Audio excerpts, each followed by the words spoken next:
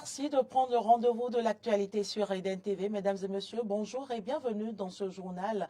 Au sommaire, l'ex-directeur général du Fonds national de développement agricole écope de 10 ans de réclusion criminelle, 20 millions d'amendes en plus de la saisine de tous ses biens. Les détails dans ce journal. Les propriétaires de véhicules, en l'occurrence les conducteurs de taxi-ville, sont en courroux.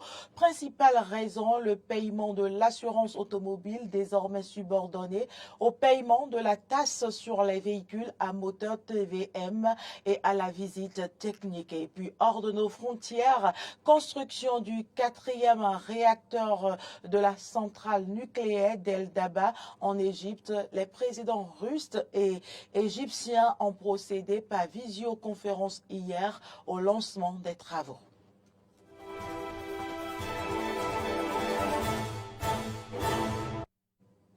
Merci pour l'attention. Je l'annonçais dans les titres, 10 ans de réclusion criminelle pour l'ex-directeur général du Fonds national de développement agricole FNDA. Le verdict est tombé hier à la suite d'un long procès au cours duquel Valère Oussou et ses co-accusés ont plaidé non coupables. La Criette a ordonné la saisine de tous ses biens, là aussi condamné à payer 20 millions de francs CFA d'amende. Les faits à son encontre ont été requalifiés en abus de fonction, corruption dans la passation des marchés publics et blanchiment de capitaux. Le DAF du Fonds national de développement agricole écope aussi de la même peine. Les autres prévenus dans le dossier ont été condamnés à 5 ans et 3 ans de prison. Les organisations estudiantines sont pour les étudiants des espaces de militantisme. Nous nous sommes intéressés à la question du militantisme en milieu universitaire à l'École nationale d'économie appliquée et de management ENEAM de l'Université d'Abomey-Calavi qui prépare les élections des membres du bureau d'union d'entités. Suivez Pluton. Le mode de désignation des membres des organisations estudiantines ainsi que leur structure et fonctionnement sont autant d'aspects qui permettent aux étudiants de faire le premier pas dans le militantisme. À l'École nationale d'économie appliquée de management ENEAM de l'Université d'Abomey-Calavi, 2 listes sont en campagne depuis dimanche en vue de l'élection des membres du bureau d'union d'entités au titre de l'année universitaire en cours. Des candidats de la liste ENEAM Solidaire nous parlent de leur motivation à s'impliquer en politique à l'université. La politique est l'un des moyens les plus essentiels de me mettre à la disponibilité de tous ceux qui m'entourent afin d'apporter une plus-value à leurs conditions de vie et aménager leur milieu et de contribuer également à construire leur avenir. Ma motivation, c'est d'abord surtout avoir les gens ensemble. Vous savez, la politique permet de rassembler les gens. Et lorsqu'on rassemble les gens, on rassemble les idées. Lorsqu'on rassemble les idées, nous avons plusieurs choses en commun. Et donc, grâce à ça, on peut faire évoluer. Donc moi, mon maître mot qui m'inspire, c'est le rassemblement. Avec le rassemblement, nous avons la convergence de plusieurs idées, la convergence de plusieurs choses qui pourront nous aider à faire évoluer, que ce soit une société, une organisation et pourquoi pas un pays. Ils disent être inspirés par des hommes politiques, tant au plan national qu'international, qui sont pour eux des modèles. En matière politique, je vais d'abord commencer par Patrice, toujours sur le plan béninois, Nicéphore Soglo, également Barack Obama, Nelson Mandela et bien d'autres présidents qui ont su captiver mon attention dans leur gestion. Il y a le président de la République, sûrement. Ce qui m'inspire chez lui, c'est son côté direct. Vous savez, il ne doute pas de lui quand il parle. Il a cette assurance en lui. C'est ma plus grande inspiration actuellement dans le monde politique national. À part lui, nous avons des présidents qui sont passés. Des gens qui ont été présidents de la Cour constitutionnelle, Maître Robert Dossou, le président de la République du Bénin, Monsieur le président Yahi Boni, et même l'actuel président de l'Assemblée nationale, Monsieur Louis Vlavonou. Dans cette lutte pour la conquête du pouvoir, la volonté de diriger, on ne retrouve pas la grande masse des étudiants. Néanmoins, cette grande masse soutient leurs camarades actifs dans le domaine. Je trouve ça très bien parce que ou quelqu'un qui s'intéresse à ce genre de choses, c'est d'abord honorable parce que la politique, c'est l'art de diriger et vouloir diriger ses camarades et les mettre sur la bonne voie et puis montrer de quoi on est capable. Je trouve que c'est vraiment honorable. C'est pas mal parce que ça permet de revendiquer nos droits et de porter nos voix aussi au niveau de l'administration. Je pense que d'abord ce sont des modèles à suivre. Pourquoi? Parce que nous avons eu à voir de par nos propres yeux la façon dont ils s'investissent dans les diverses activités et ce qu'ils prévoient faire et tout. Donc tout ce qu'on peut dire, c'est que ce sont des gens à suivre. Pour conquérir l'électorat, les candidats en lice ont eu droit à 72 heures de campagne, l'élection étant prévue pour ce mercredi 24 janvier. L'assurance automobile est désormais subordonnée au paiement de la taxe sur les véhicules à moteur TVM et au contrôle technique. La Direction générale des impôts, à travers une publication, en a informé le public. La décision fâche les propriétaires de véhicules. Suivez ici le reportage de Clémence Tonocoin pour vous en convaincre.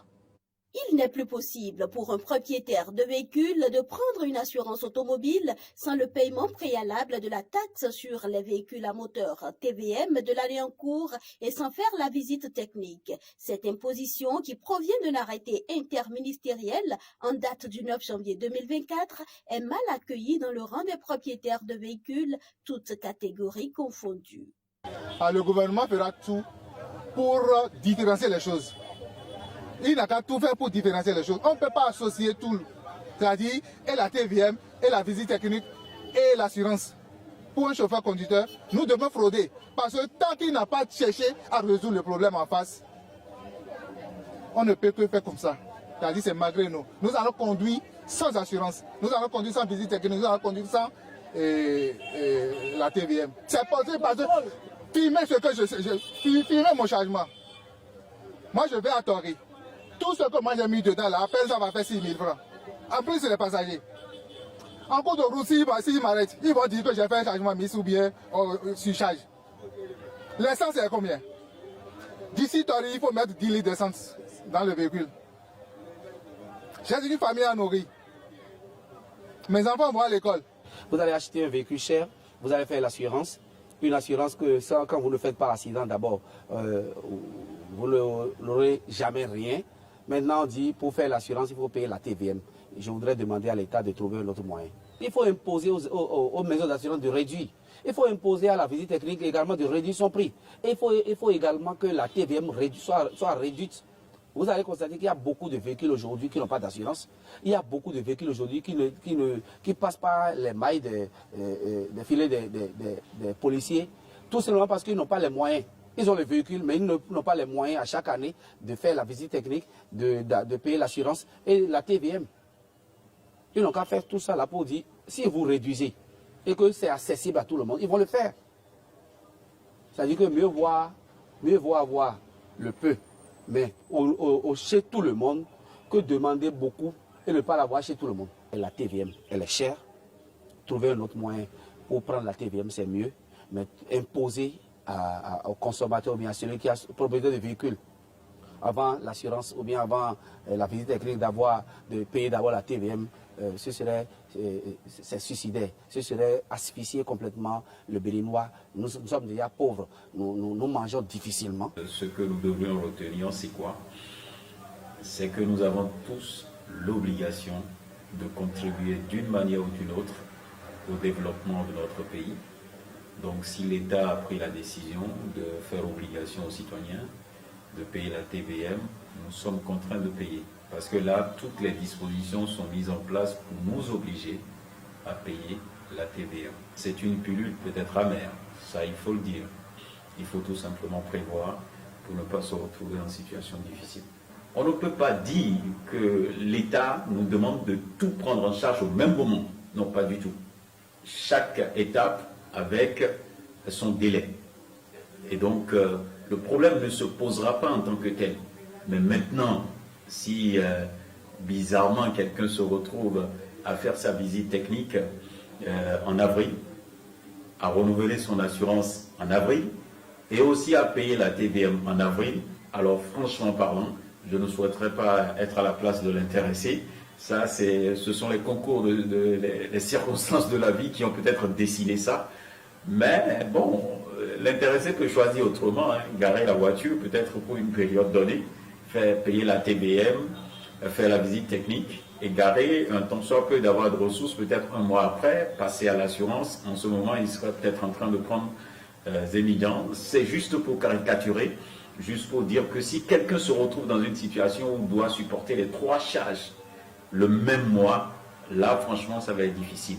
Les propriétaires de véhicules espèrent que les arriérés de TVM seront oubliés, comme le dit la rumeur selon laquelle les négociations ont été faites dans ce sens.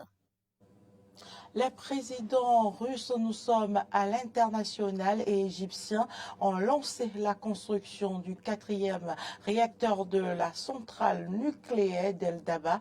Hier, c'était par visioconférence. Les détails, c'est avec nos confrères de RT France. C'est un événement hystérique. Vladimir Poutine et Abdel Fattah al-Sisi ont pris part à la cérémonie par visioconférence. Il s'agit de la première centrale nucléaire de l'Égypte.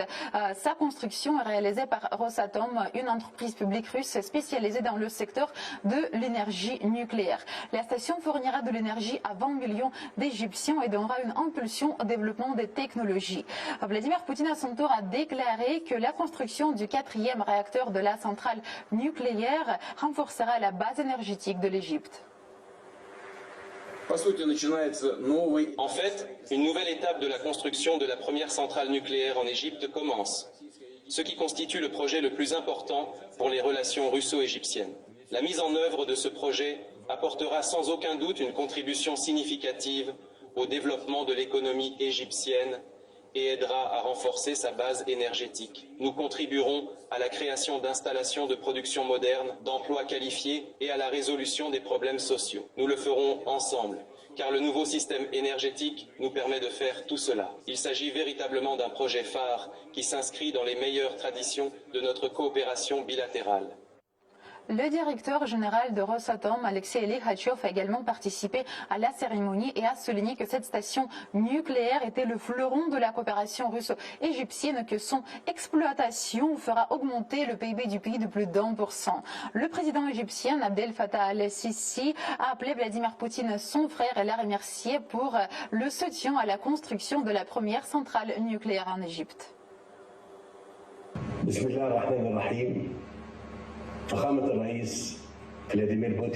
Je voudrais m'adresser à vous, mon frère, Monsieur le Président Poutine. Je voudrais exprimer toute ma reconnaissance pour votre appui à ce projet. Pour réaliser ce projet, grâce à votre soutien personnel, depuis décembre 2017 jusqu'à ce jour, nous avons fait de grands progrès. Merci beaucoup. Je vous remercie tous. Comme l'a déclaré Abdel Fattah al-Sisi, je cite aujourd'hui, le rêve de tous les Égyptiens de posséder une station nucléaire à des fins pacifiques se réalise. Il a noté que ce grand événement était une page brillante dans l'histoire de la coopération russo-égyptienne. Le dirigeant russe s'est également exprimé sur les relations entre la Russie et l'Égypte et a qualifié leur coopération de fructueuse. L'Égypte est effectivement un ami proche et notre partenaire stratégique. Nous coopérons sur la base des principes d'égalité, de respect mutuel et de prise en compte des intérêts de chacun, conformes à l'esprit et à la lettre de l'accord de partenariat global et de coopération stratégique que nous avons signé avec M. Sisi à Sochi en 2018. L'adhésion de l'Égypte aux BRICS ouvre de nouvelles possibilités d'intensifier notre fructueuse coopération. Je souligne que dès le début, la Russie a soutenu sincèrement le désir de la partie égyptienne de devenir un membre à part entière de cette organisation. Au cours de la présidence russe des BRICS cette année, nous ferons tout notre possible pour que l'Égypte soit intégrée de manière efficace aux activités des BRICS. La station nucléaire d'El Daba se trouve au bord de la mer Méditerranéenne, à 350 km du Caire. Elle comprendra 4 réacteurs. La construction du premier et deuxième a débuté en 2022 et le troisième en 2023. La grogne des agriculteurs en France continue malgré un accident mortel. Le blocage des principales routes nationales a de nouveau été entrepris par les manifestations. Plus d'informations avec nos confrères. Les protestations des agriculteurs continuent de s'étendre en France. Ce phénomène, présent dans une grande partie des pays européens, s'intensifie dans l'Hexagone. De nouvelles villes font face à des blocages de tracteurs pour protester contre des conditions de vie et de travail de plus en plus difficiles pour les exploitants agricoles. C'est une région qui a fait le choix, et en toute honnêteté, qui a fait le choix de la qualité. Parce qu'on avait moins de rendement, on est parti sur des productions de qualité. Les agriculteurs se sont adaptés, certains sont partis vers des productions bio, à la demande du consommateur. Et aujourd'hui, les productions bio sont payées encore moins cher, notamment le blé, que les productions conventionnelles. On ne peut pas continuer comme ça, on marche vraiment sur la tête. Le combat national, c'est le GNR, le gazole non routier, qu'on utilise pour nos tracteurs et nos machines agricoles. C'est vraiment le débat national. Aujourd'hui, on taxe les agriculteurs pour la pollution, parce que soi-disant ça pollue, mais on ne taxe pas le kérosène pour les avions qui polluent notre ciel à longueur de journée. On s'occupe des agriculteurs quand il y a des actions et après on tombe aux oubliettes. On a perdu 20% des agriculteurs depuis 10 ans, 20%. On a une souveraineté alimentaire qui est en perdition. Vous savez qu'un poulet sur 2 provient de l'étranger. En viande bovine, vous savez qu'on est maintenant déficitaire. En lait, dans 3 ans, on sera importateur net de lait. Je ne sais pas si vous vous imaginez dans un pays comme la France. C'est dramatique. Aujourd'hui, on veut en faire entendre toutes ces revendications et expliquer ce qu'est notre métier. Un accident meurtrier a eu lieu plus tôt dans la matinée. Une voiture avec à son bord 3 personnes de nationalité arménienne, dont un sous OQTF, est rentrée à vive allure dans un mur de bottes de paille, construit par les manifestants. Les individus ont été interpellés. On est certain que la voiture qui s'était engagée sur la 2x2 voies, qui est arrivée à pleine vitesse sur le vélo de foin, elle s'était, à un moment, à quelques kilomètres de là, elle avait contourné un dispositif visant à interdire l'accès à cette 2x2 voies. Il fallait vraiment vouloir essayer de se frayer un chemin à travers la barrière pour s'engager sur cette route. Elle était fermée. Alexandra, agricultrice âgée d'une trentaine d'années, est décédée sur place des suites de ses blessures. Son mari et sa fille sont dans un état grave. Une minute de silence est prévue ce mardi sur les différents sites de mobilisation des agriculteurs pour lui rendre hommage. Le président français ainsi que le nouveau Premier ministre se sont exprimés sur le sujet. Le drame de Pamiers nous bouleverse tous. Je pense avec émotion aux familles et à leurs proches endeuillés. Aujourd'hui, tous nos agriculteurs sont en deuil. Notre nation est bouleversée et solidaire. Au nom du gouvernement, je veux dire ma peine et adresser mon plein soutien à la famille et aux proches des victimes. Être agriculteur, c'est travailler sans relâche. C'est travailler pour nous, pour les Français. Nous sommes et resterons à leur côté. Marc Fesneau se rend sur place aujourd'hui. Cet incident n'empêchera pas les agriculteurs de continuer de manifester. Malgré la visite de certains représentants d'agriculteurs au gouvernement, beaucoup d'entre eux estiment que cela ne suffira pas. Hormis les bâtiments officiels, les grandes enseignes de vente au détail sont et vont continuer à être ciblées selon les propos des participants. Elles sont accusées de prendre des marges trop importantes et de ne laisser qu'une maigre part des revenus aux agriculteurs.